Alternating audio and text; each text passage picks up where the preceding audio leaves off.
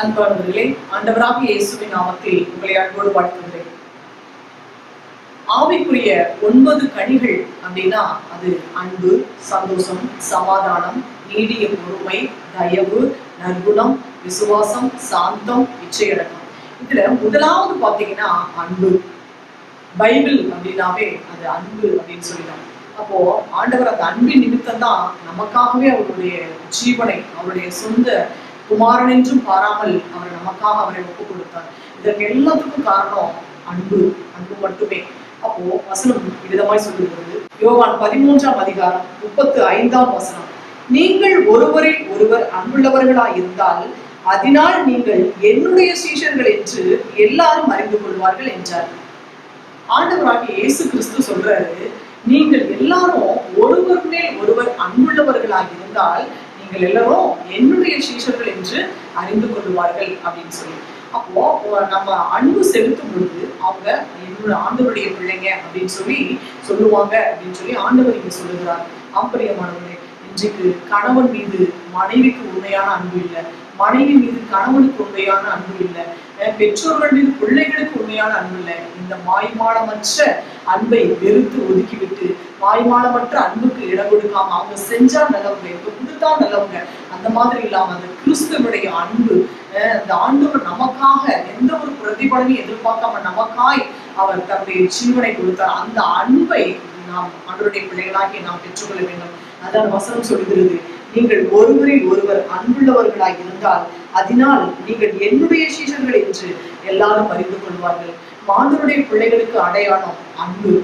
தன்னை நேசிக்கிறது போல பிறனையும் நேசி என்று ஆண்டவர் சொல்கிறார். ஒருத்தர் ஒரு கஷ்டத்துல இருக்காங்க, ஒரு பிரச்சனையில இருக்கிறாங்க அப்படின்னு சொல்லி பார்த்தோம்னா அதை நம்ம கண்டுக்காம போனோம் அப்படின்னா அது பாவம் அப்படின்னு சொல்லிதான் வசனம் சொல்கிறது. நீங்கள் நன்மை செய்ய அறிந்திருந்து அதை செய்யாமல் போனால் அது பாவம் என்று. அது பாவமும் கூட, அது அன்பில்லாத ஒரு காரியமாயிடுது. ஆகவே நம் கண்களுக்கு முன்பதாக ஒரு பசியா இருக்கும் பொழுது அவர்களுடைய பசியை ஆற்றக்கூடியவர்களாக நாம் இருக்க வேண்டும்.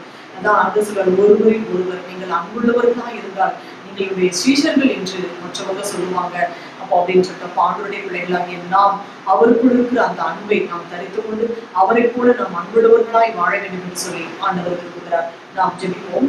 சர்வலோகங்களே, எங்கள் அன்பின் பரலோக பிதாவே, இயேசுவா, அந்த நல்ல வேலைக்காக உமக்கு நாங்கள் நன்றி செலுத்துகிறோம். சுவாமி ஆவியானவரே, உமக்கு நாங்கள் நன்றி செலுத்துகிறோம். ஒருவரில் ஒருவர் நீங்கள் அன்புள்ளவர்களாய் இருந்தால் என்னுடைய சீஷர்கள் என்று எல்லோரும் சொல்லுவார்கள் சொல்லியிருக்கிறீங்க தகப்பனே. உம்முடைய சீஷர்களாக, உம்முடைய பிள்ளைகளாக ஆண்டவரே நாங்கள் ஒருவரில் ஒருவர் ஆண்டவரே கிறிஸ்துவுக்குள்ளாக அன்பு செலுத்த கர்த்தாவே நீங்கள் ஒவ்வொருவருக்கும் திருவதர வேண்டும் என்று சொல்லி நாங்கள் ஜெபிக்கிறோம். சுவாமி ஆண்டவரே, உம்முடைய அன்பு மாயமற்றது.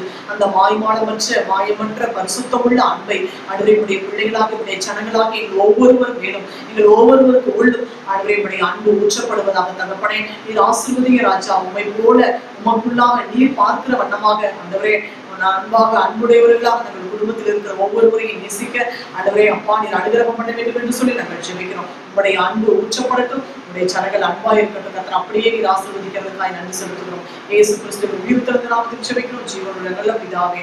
ஆமென், ஆமென். பிரியமானவர்களே, ஆவிக்குரிய 9 கனிகளில் பிரதான கனி அன்பு.